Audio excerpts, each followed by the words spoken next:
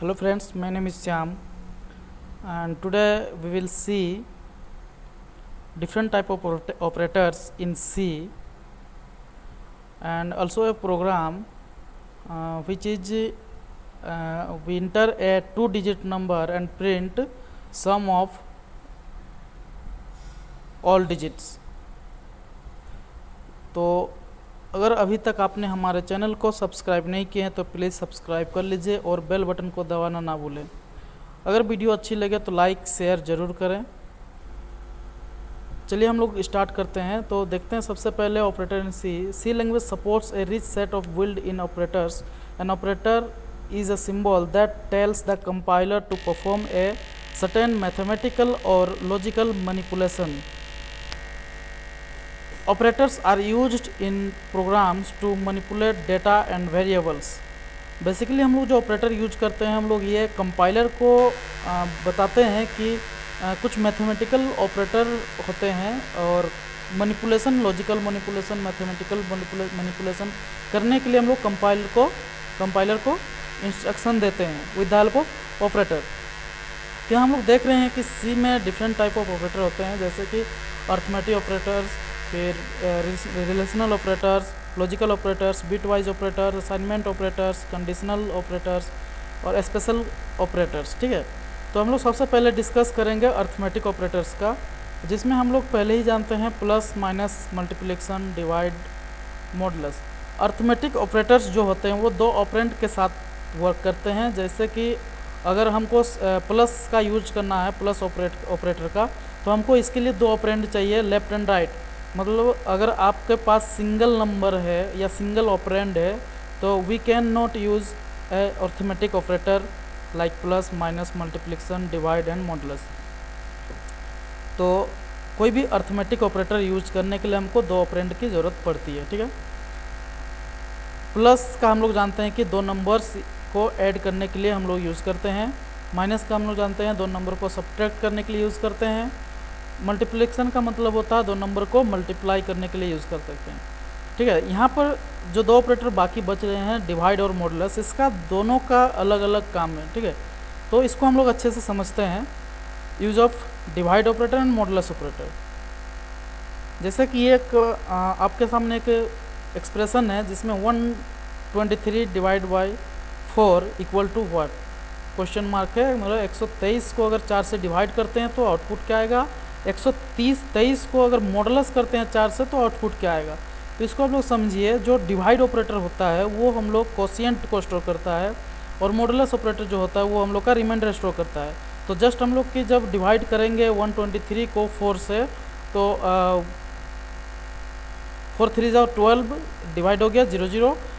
आपके पास रेस्ट बच रहे 3 जो कि 4 से डिविजिबल नहीं है, तो हम लोग का रिमाइंडर यहाँ पर बच जाता है 4, जिसको हम लोग शेषफल बोलते हैं। और इसका कोशिएंट आ जाता है 3, जिसको हम लोग भागफल बोलते हैं। जिस संख्या से हम लोग भाग देते हैं उसको भागफल बोलते हैं, जो मेरे पास बच गया है उसको शेषफल बोलते हैं। मतलब कि डिवाइड ऑपरेटर का अगर आप यूज कर रहे हैं तो वहाँ का आंसर जो होगा वो कोशिएंट का जो वैल्यू होगा वो होगा। और अगर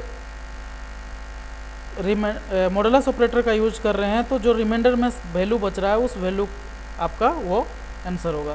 तो 123 डिवाइड बाई 4 इक्वल टू 3 जो आपका ये क्वेश्चन आया है, एंड 123 मॉडुलस 4 इक्वल टू 3।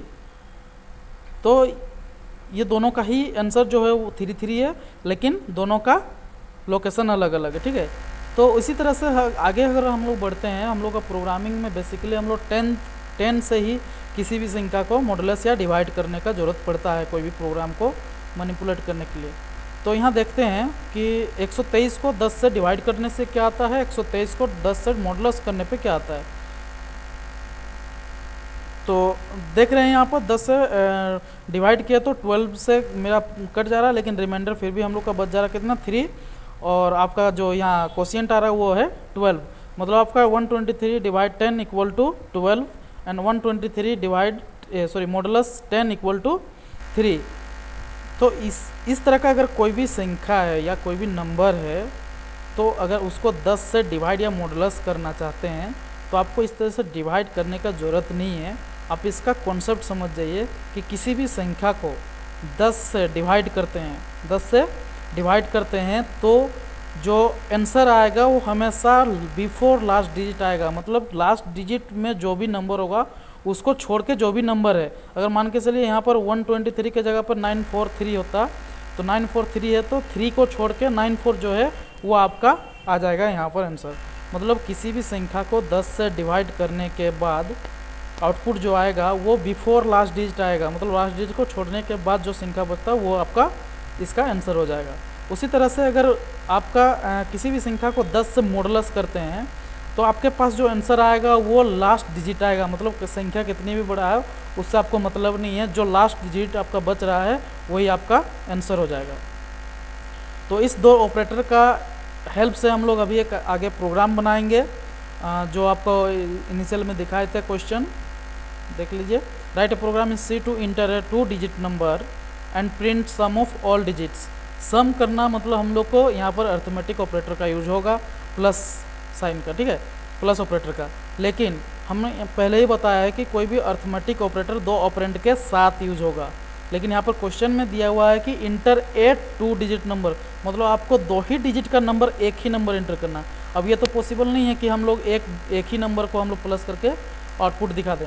लेकिन मेरे पास कुछ ऑपरेटर्स हैं जिसके हेल्प से हम लोग क्या करेंगे, जो 2 डिजिट का नंबर है उसको हम लोग अलग अलग करके सिंगल सिंगल नंबर कर देंगे, ठीक है। तो हम लोग चलिए स्टार्ट करते हैं। तो आप टर्बो सी ओपन कर लीजिए।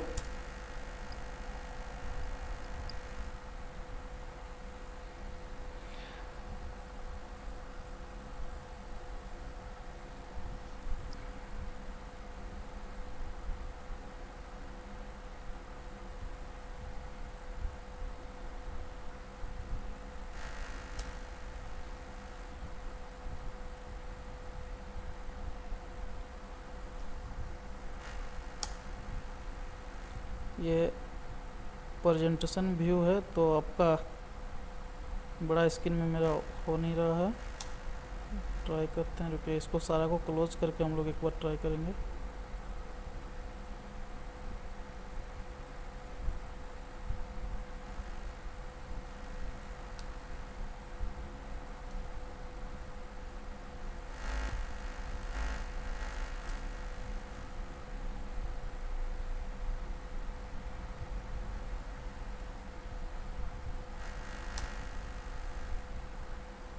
चलिए, हो नहीं रहा है तो हम लोग इसी छोटे मॉनिटर में ही काम कर लेते हैं।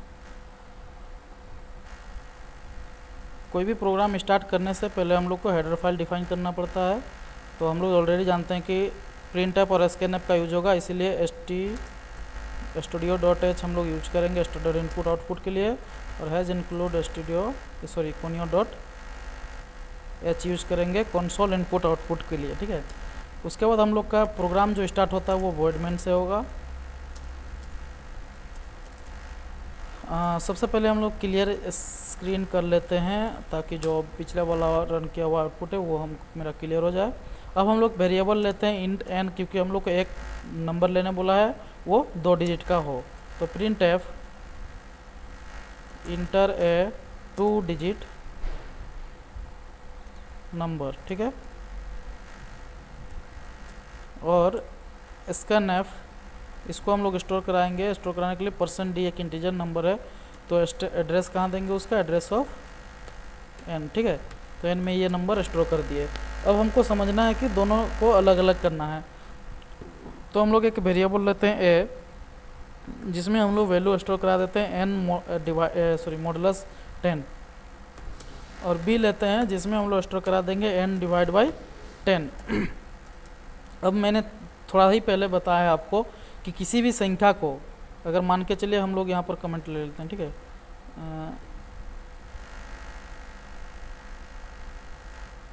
किसी भी संख्या को मान के चलिए हम लोग n इक्वल टू जो लेंगे वैल्यू मान के चलिए 34 लिए। तो यहाँ पर हम लोग पहले ही क्वेश्चन में देखे हैं कि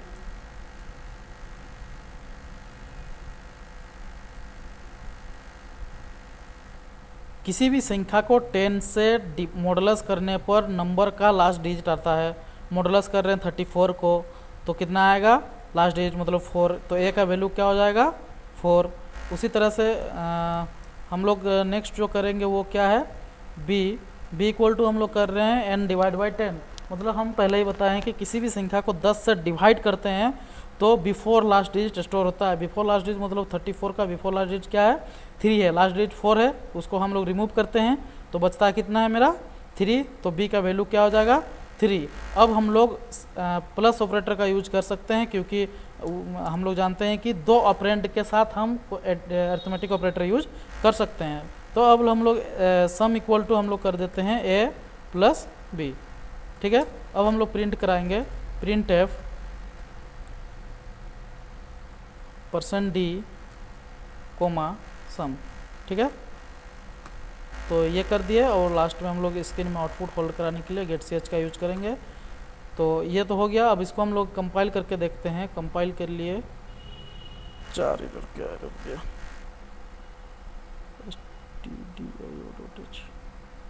सिंटेक्स एरर, ओ सॉरी, यहाँ पर हम लोग वेरिएबल डिफाइन नहीं किए हैं सारा और सेमीकोलन नहीं लगाए, n a b और सम। ठीक है, अल्ट F9 किए, कंपाइल हो गया, no error no warnings. Control F9 किए तो रन हो गया मेरा। इंटर 2 डिजिट नंबर हम डाल दिए 34, तो मेरा आउटपुट आना चाहिए 7 आ गया। नेक्स्ट फिर से हम लोग करते हैं रन कंट्रोल F9, तो हम लोग कर देते हैं कितना 67 76 मतलब 13 आ जाना चाहिए 13। ठीक है, तो इस तरह से हम लोग डिवाइड और मॉडुलस ऑपरेटर का यूज करते हैं हम लोग का प्रोग्रामिंग में। हम लोग नेक्स्ट प्रोग्राम में और भी देखेंगे इसमें कि किस तरह से इसका वाइडली यूज्ड होता है। तो आज के लिए इतना ही। अगर वीडियो अच्छी लगे तो लाइक और शेयर ज़रूर करें।